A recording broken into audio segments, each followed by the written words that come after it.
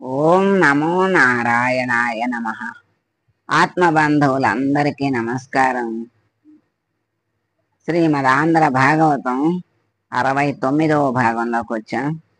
కృష్ణ పరమాత్మ వెన్నలన్నీ తినేసి వచ్చాడు కదా. ఇంటికి వచ్చిన గోపకాంతని చూసి యశోద, ఏమిటమ్మా మీరందరూ ఇలా వచ్చారు అని అడిగింది. అక్కడికి వచ్చిన గోపకాంతలందరూ ఒకళ్ళ తర్వాత ఒకళ్ళు కృష్ణుడి మీద ఫిర్యాదులు చెప్పడం ప్రారంభించారు. ఒక గోపకాంత అంది, బాలులకి పాలు లేవని బాలెంతలు మొరబెట్ట పకపకనగి ఈ బాలుండాలము చేయుచు 4 గ్రేపులను విడితే నంబోజాక్షి.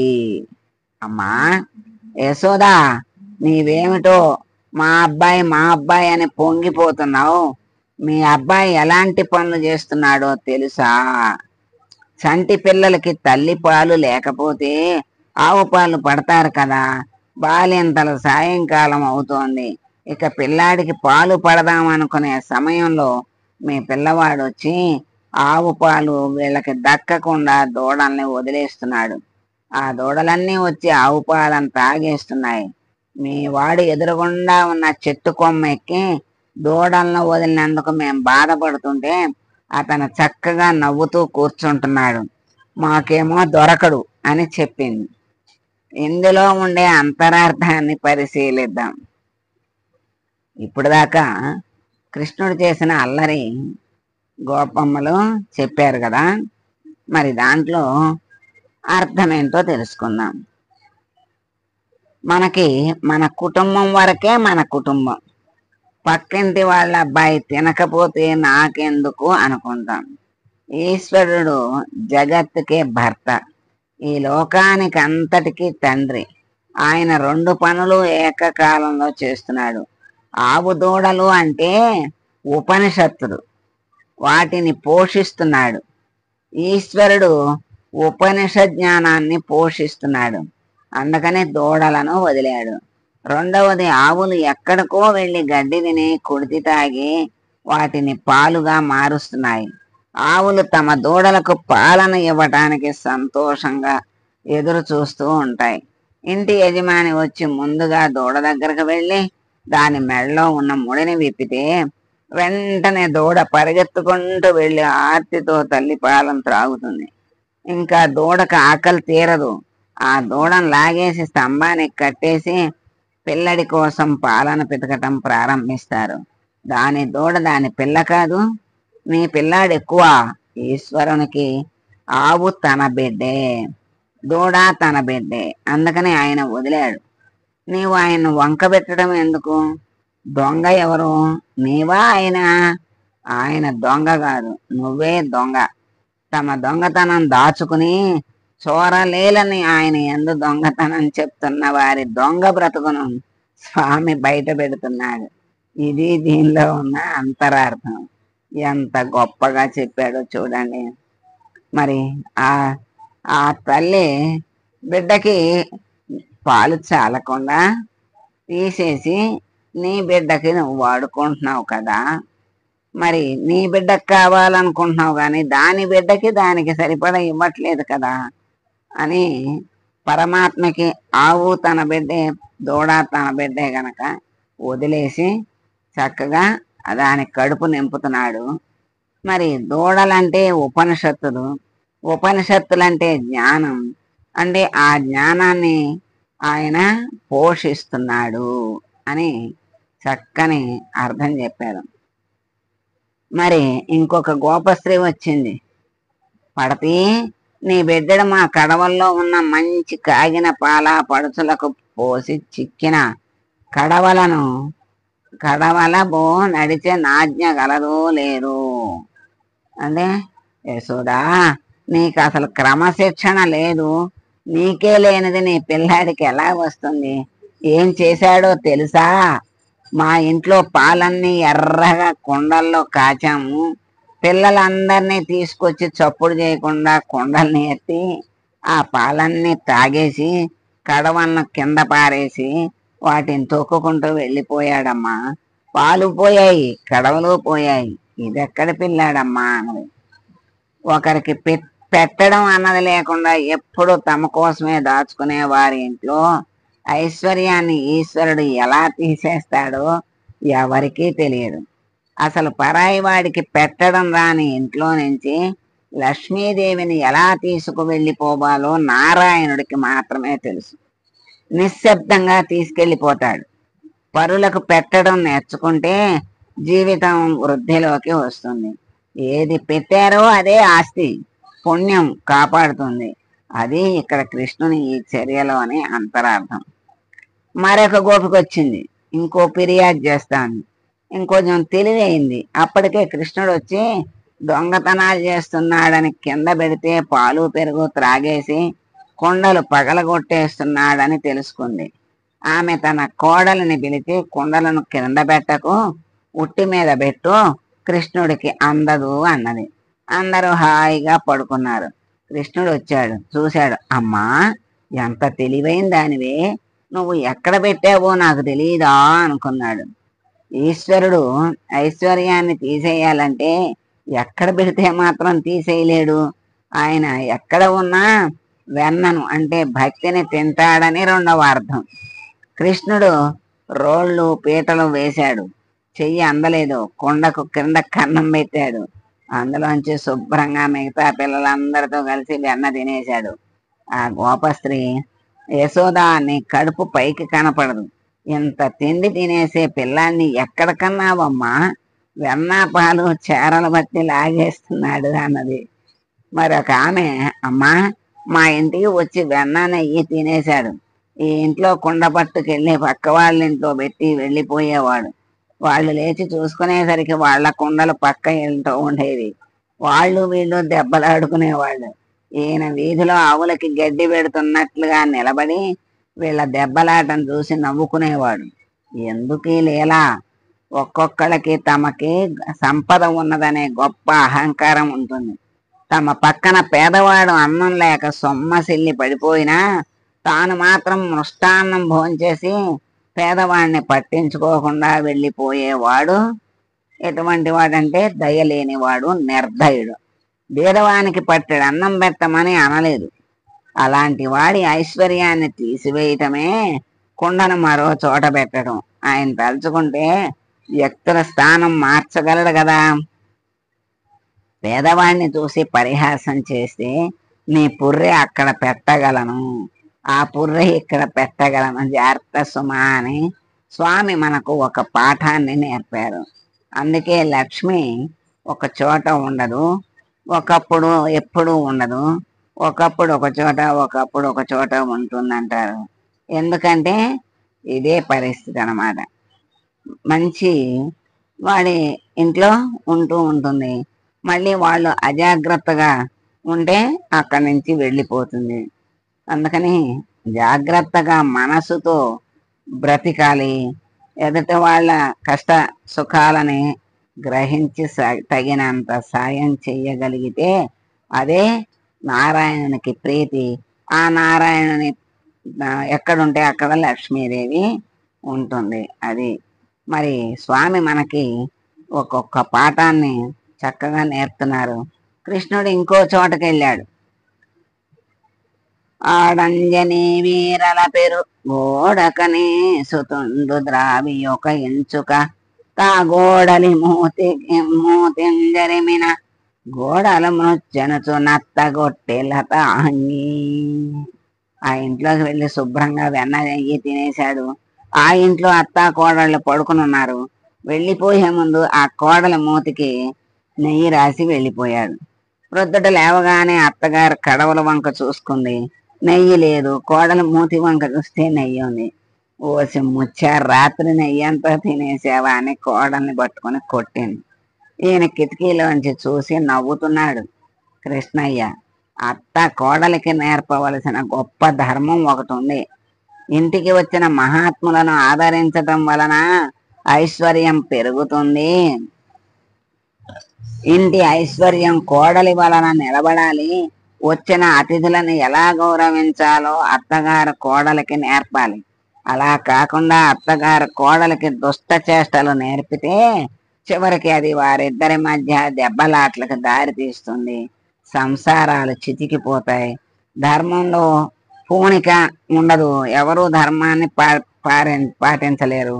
అత్త కోడలని సంస్కరించుకోవాలి. తండ్రి దానం చేసేటప్పుడు కొడుకును పక్కన పెట్టుకోవాలి. దానం చేయటం కొడుక్కి కూడా అలవాటయ్యి రేపు వృద్ధిలోకి వస్తాడు. అది ఒక మహాధర్మం అని స్వామి నేర్పారు. ఓయమ్మ నీ కుమారుడు మా ఎండ్లను బాలు బెరుగు మననీయడమ్మా, పోయెదమెక్కడికైనను మా ఎన్నుల సురభులాన మంజులవాణి అన్నారు.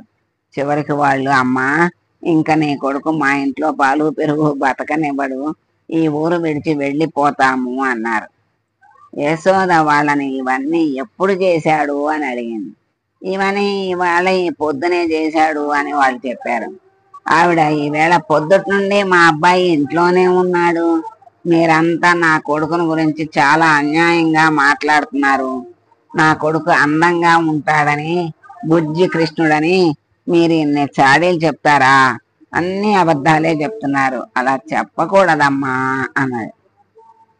అవును, ఇప్పుడెందుకు తెలుస్తుందిలే, ఇన్ని ఇళ్లల్లో జరిగినవి నీ ఇంట్లో జరిగితే నీకు తెలుస్తుంది. అప్పుడు ఏం చేస్తావో మేము చూస్తామని గోపికా స్త్రీలు అక్కడి నుండి వెళ్ళిపోయారు. ఒకరోజు తల్లి యశోదాదేవి లోపల పనిచేసుకుంటోంది. బయట బలరాముడు ఇతర గోపబాలురు ఆడుకుంటున్న వారు గబగబా పరిగెత్తుకుంటూ యశోదాదేవి దగ్గరకు వచ్చి, అమ్మా అమ్మా, నువ్వు ఎన్నో మాటలు కృష్ణుడికి మట్టి తినకూడదని చెప్పావు కదా, తమ్ముడు మళ్ళీ మేము చెప్పినా సరే వినకుండా మట్టి తినేస్తున్నాడు అని చెప్పారు. పిల్లలు దాక్కునే ఆట అని ఒక ఆట ఆడతారు. కృష్ణునికి అది చాలా ఇష్టం. మనకి జారత్వంతో చోరత్వం చాలా ఇష్టం. అందుకే ఆయన చిన్నప్పటి నుండి ఆ 2 లీలలే చేశాడు. దొంగాట ఆడేటప్పుడు ఈయన ఎక్కడో దాక్కుని ఒక్కడు కూర్చుని మట్టి తీసి నోట్లో పోసుకునేవాడు. ఈ చర్య వలన భూకాంత పొంగిపోయేది. ఈలోగా మరొక చోట దాక్కున్నవాడు కృష్ణుడు నోట్లో మట్టి పోసుకోవడం చూశాడు. గోపబాలురందరూ కలిసి కృష్ణుని చేయబట్టుకుని లాక్కుని యశోద దగ్గరకు తీసుకువెళ్లారు. యశోద అదృష్టమే అదృష్టం. జీవితంలో యశోద లాంటి జన్మ ఉన్న వాళ్ళు అరుదు. యశోద దగ్గరకు పరమాత్మ వెళితే ఆవిడ పరమాత్మ వెళ్ళాడు. మన్నేటికి భక్షించెదు మన్నియమములేల నీవు మన్నింపవు, మీ అన్నయు సఖులును చెప్పెదరన్నా మన్నేలా మరి పదార్థము లేదే అన్నాడు. అంటే పిల్లలు చెప్పిన మాటల్ని ఆవిడ నమ్మేసింది. మరి నమ్ముతుంది కదా, సహజం కదా. ఆయన ఏమీ తక్కువోడు కాదు కదా, తిన్నాడు. ఈ లీల యశోద అదృష్టాన్ని ఇక్కడ తెలియజేస్తోంది, ఆవిష్కరిస్తోంది. పరమాత్మ లొంగిపోయినట్లుగా కనపడిన స్వరూపం ఒక్క యశోద దగ్గర తప్ప మరొక చోట ఎప్పుడూ కనపడలేదు. ఆయన లోకాలన్నిటికీ నడవడిని నేర్పినవాడు, ప్రపంచానికి మార్గదర్శనం చేసినటువంటి వాడు. చేసినటువంటి మహాపురుషుడైన పరమాత్ముని ఈవిడ మార్గదర్శనం చేస్తోంది. కృష్ణ, మన్ను తినద్దని నీకు ఎన్ని మాటలు చెప్పాను, మన్ను ఎందుకు తింటున్నావు? నేను ఇంతకు ముందు నీకు ఎన్నోసార్లు ఇలా తినవద్దని చెప్పాను కదా, నీవు ఇలా ఎందుకు చేశావు అని అడిగింది. కృష్ణుడు మాట్లాడిన తీరును పోతన గారు చేసిన దర్శనం మనం ఇప్పుడు తెలుసుకుందాం.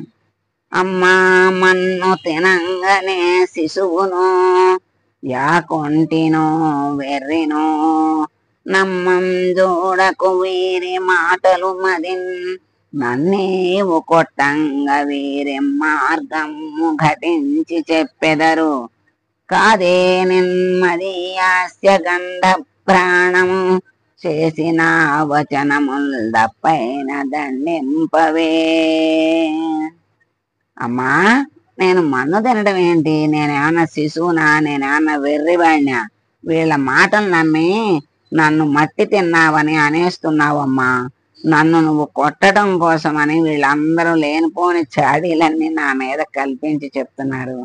ఆయన వేదాంతం ఎంత చెప్తున్నారో చూడండి. తన్మాత్రలలో పృథివికి వాసన ఉంటుంది.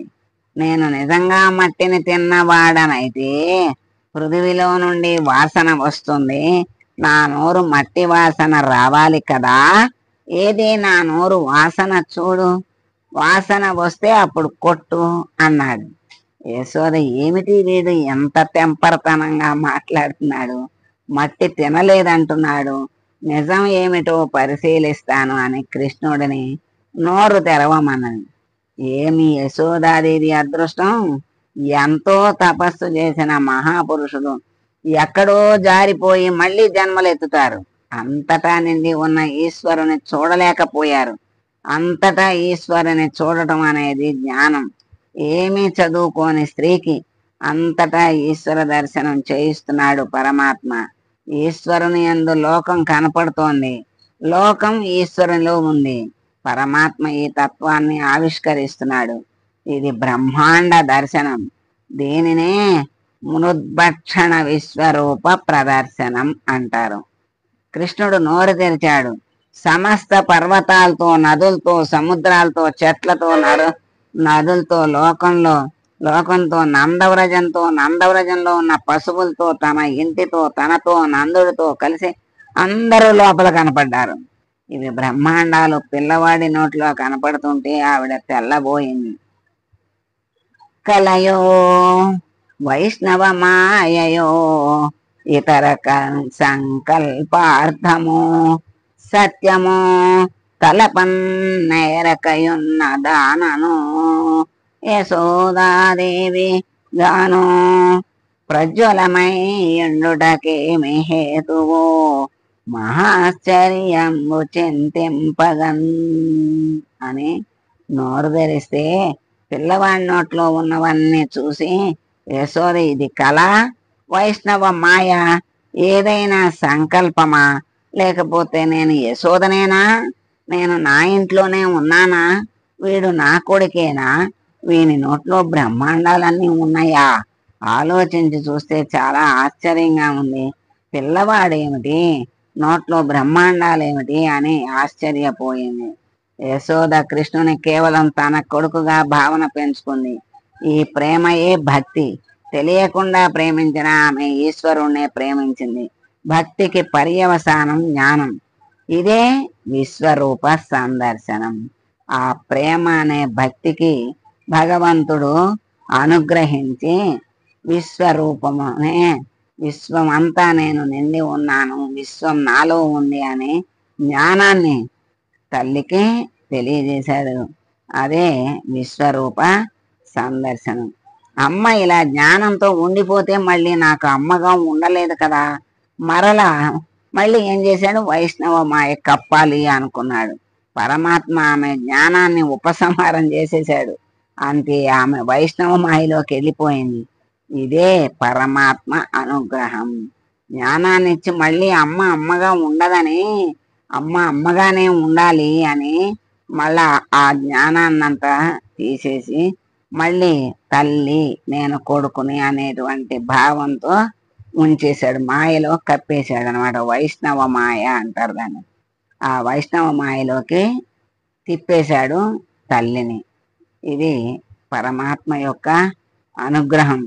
ఎంత చక్కని లీలలో అర్థము మనకి అనుక్షణం చక్కగా ఆనందింపజేస్తున్నాడు కృష్ణ లీలలతో. ఆ లీలల్లో ఉన్న అంతరార్థం భగవంతుడు మనకి చక్కగా తెలియజేస్తున్నాడు, మనం తెలుసుకుంటున్నాం.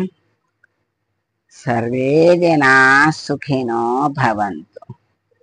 సర్వం శ్రీకృష్ణార్పణమస్తు.